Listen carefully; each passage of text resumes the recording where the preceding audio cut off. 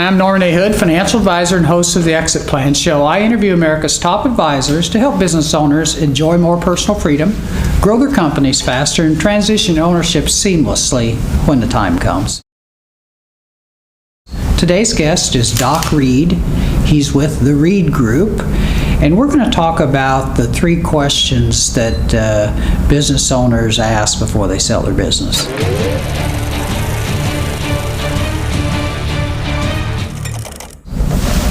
Welcome back. Well, good to be here. Thank you. Enjoyed our first interview, getting to know a little bit more about you and the Reed Group. Well, thank you.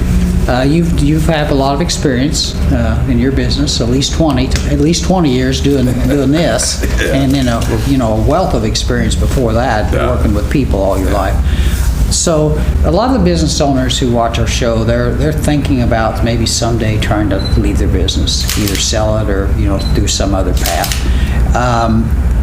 Some of them know the questions to ask. Some of them, have no idea what to ask. But based on your experience, what are the 3 questions that business owners usually ask when they come to someone like you? Well, they kind of dance around. I usually ask them, what 3 questions would you like to know? And don't just be straightforward. Mm-hmm. And they says, well, what is my business worth? Mm-hmm. What is your fee? Mm-hmm. And how long would it take? Okay. And those are real. They may not ask that because this is probably the first time they've ever sold a business, and they think you can. But those are tough questions, and the best thing to do is get them involved in the answers. Oh, okay. And then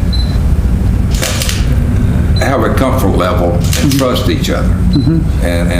But that's, if they don't ask me those 3, I'm going to offer those 3 on the first interview. Okay.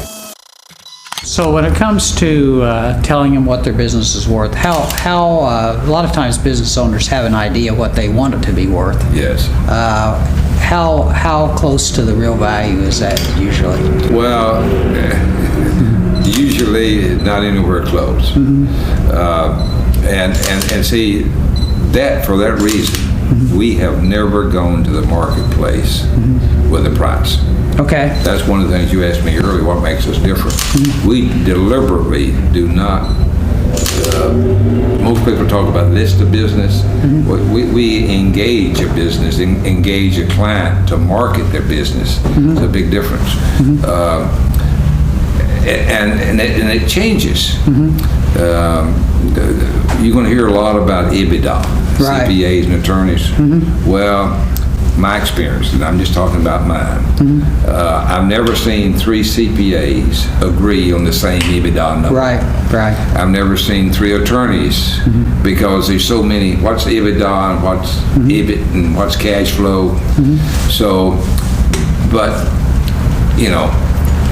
a manufacturing company, fabrication company, probably gets the biggest multiple of earnings. Okay. Be it EBITDA, cash flow, EBIT, whatever. But it's basically a multiple of cash flow because you've got to pay off debt service. Right. And if the numbers don't work, how much inventory do they have? Right. Is it how much is dead? How much is good? How about receivables and payables? Normally the receivables are more than payables. Right. But they're going to say, the acquirer saying, well, look, the receivables, how many of them is over 90 days, 120 days, and they want to discount them. Right. So therein is real estate involved. Real estate should be at their appraised value.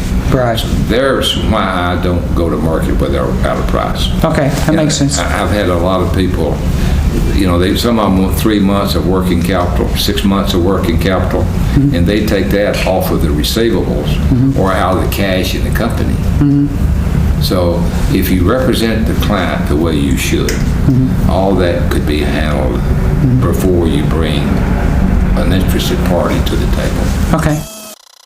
So then the other question you mentioned was fees. So how would you answer that to a business owner that's thinking about selling? Well, it's all on the website. You're talking about full disclosure? Yeah. And when I first meet him, him or her, or the board, sometimes it's with the CPA, sometimes with the attorney. I sign a pledge of confidentiality agreement. My fee is there with it. It's a one-pager. I'm simple, straightforward. Okay. My confidentiality agreements and our history and references and affiliations, so they can check us out. Okay. But my fee is, I give them the option. It's I get paid when they get paid. Right. Now I can do it on a set fee, just a flat fee. We can do it on percentages or a combination between. It's designed for them. Okay, so you're real flexible. Yes. Okay, good. To a degree. Yeah, right. Well, you can't work for nothing. That's right. It's fun, but it's not that fun. That's true. Last question you mentioned was how long does it take? And Yes. I'm sure that can vary. In my line of work, the quickest, I may be wrong here, but I'm thinking the quickest with all support attorneys of my client, attorneys, CPAs, everybody involved, with a willing buyer, 6 to 9 months. That's still On pretty good. average 3 years. Okay. I've got clients that's for whatever reason, they're still my client after 5 years. Well, if you want top dollar, you gotta wait till the right person comes. Well, yeah, and businesses, the ones that I deal with, the revenues change every year. Right. The profit changes every year. Now, if it's a multiple of cash flow, it changes every year. Right. And is real estate included or not? Right. Okay. A lot of factors. Okay. Good information, though. Very good. That was Doc Reed. He's with the Reed Group. For more information about Doc and his firm, please check out the show notes for this episode on our website.